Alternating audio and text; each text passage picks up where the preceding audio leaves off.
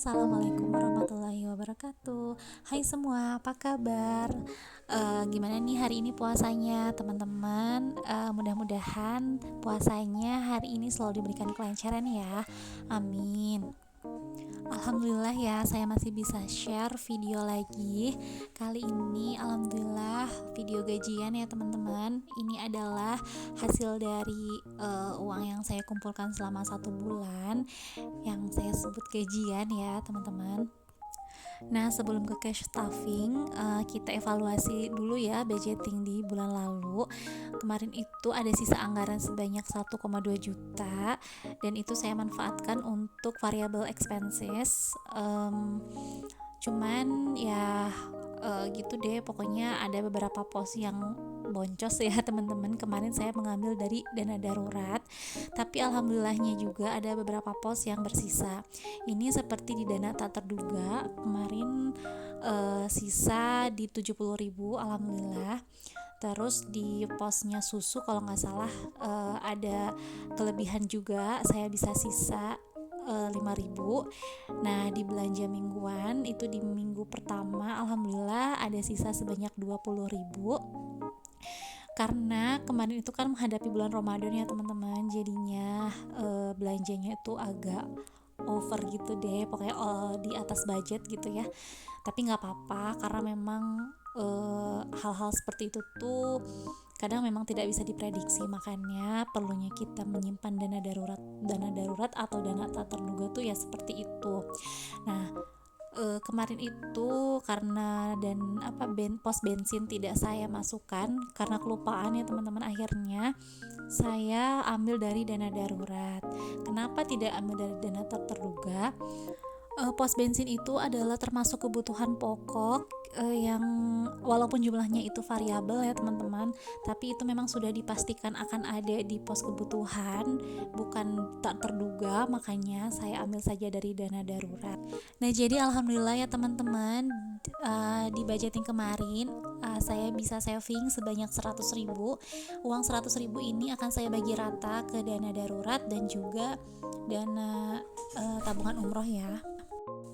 Nah, untuk sekarang saving dana darurat itu saya bikinkan kolom untuk keluar masuknya uang. Jadi nanti ditulis di situ sisanya berapa gitu ya. Tujuannya sih hanya untuk mengevaluasi berbagai kebutuhan juga diantaranya. Terus supaya saya tuh bisa punya ancang-ancang nih, target dana darurat segini tuh akan selesai dalam waktu berapa lama sih, lebih ke situ tujuannya. Seneng banget ya teman-teman kalau sudah punya dana darurat itu, berapapun nominalnya ya sesuai dengan kemampuan kita, dan tentunya itu tuh menyesuaikan juga dengan kebutuhan. Tapi di situ tuh saya merasa jadi punya tabungan. Fungsinya juga untuk meminimalisir hutang juga ya. Nah, ini uang yang 50.000-nya mau saya masukkan ke Ziploc tabungan umroh. Alhamdulillah ya, sudah bisa lagi coret satu kotak walaupun nominal terkecil cuma 50.000, tapi itu tuh punya rasa kepuasan sendiri ya ketika kita mencoret satu persatu, satu demi satu kolom yang ada di situ, rasanya senang banget gitu. Jadi selanjutnya tuh jadi ada motivasi untuk bisa menabung lebih rajin lagi. Nah, lanjut, alhamdulillah nih ada juga saya punya uang 2.000-an sisa-sisa kembalian yang saya kumpulkan. Nah, update lagi challenge menabung 2.000 ya. Nah, ini tuh udah masuk ke kotak yang ketiga, seneng banget. Akhirnya sudah mulai bisa masuk ke kotak yang ketiga nih, itu sedikit lagi ya teman-teman. Saya di sini tuh coret 10 kotak.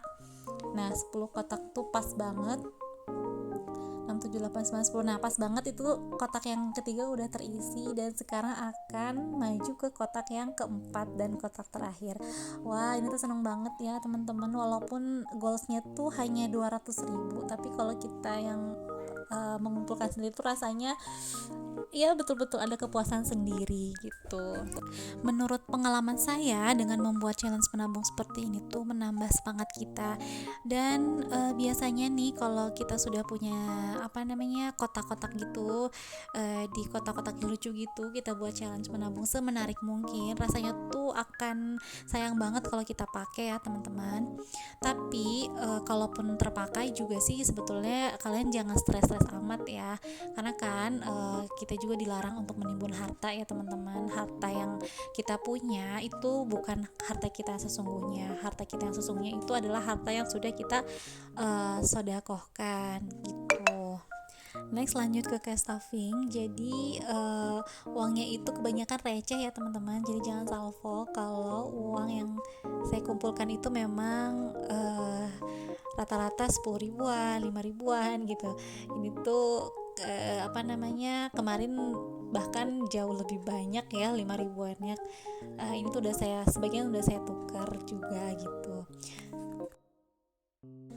Nah teman-teman, jadi saya juga mau disclaimer bahwa video yang saya buat ini tujuannya bukan untuk untuk mengumbar apapun, mengumbar kekurangan ataupun malah kelebihan ya. Tidak sama sekali, karena Allah tidak suka orang yang ria ya teman-teman. Di sini tujuan saya hanya ingin berbagi bagaimana caranya saya sebagai seorang single mom, sebagai seorang single parent untuk mengatur keuangan rumah tangga.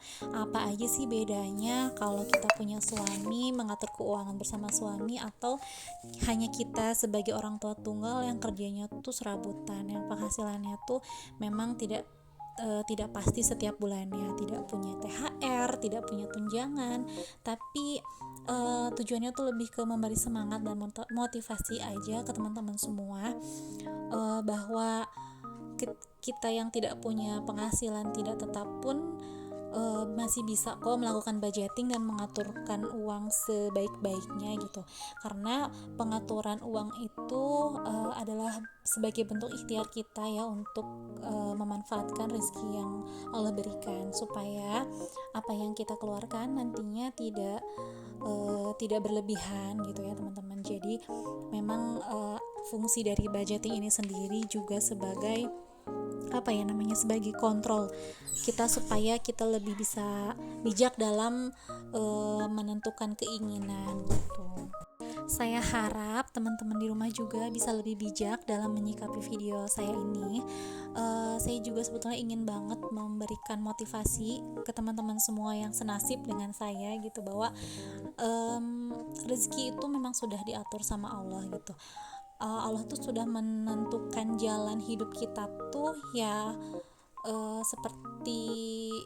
seperti ini gitu. Jadi tidak mungkin kalau tidak dicukupkan. Selama kita mempunyai mindset, selama kita mempunyai keyakinan dan bertawakal, semuanya pasti akan berjalan dengan lancar.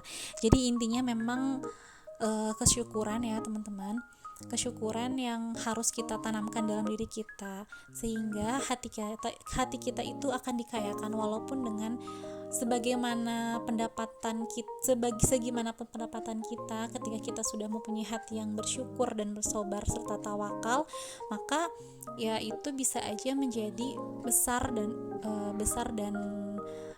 cukup untuk kita gitu. Itu tuh menjadi self reminder banget ya untuk saya, karena selama ini 7 bulan terakhir ini saya tuh banyak sekali mendapatkan nasihat gitu ya, setelah kepergian almarhum suami saya tuh ya memang tidak mudah gitu. Cuman alhamdulillah dari situ, dari nasihat-nasihat itu bisa memberikan power yang hebat buat saya.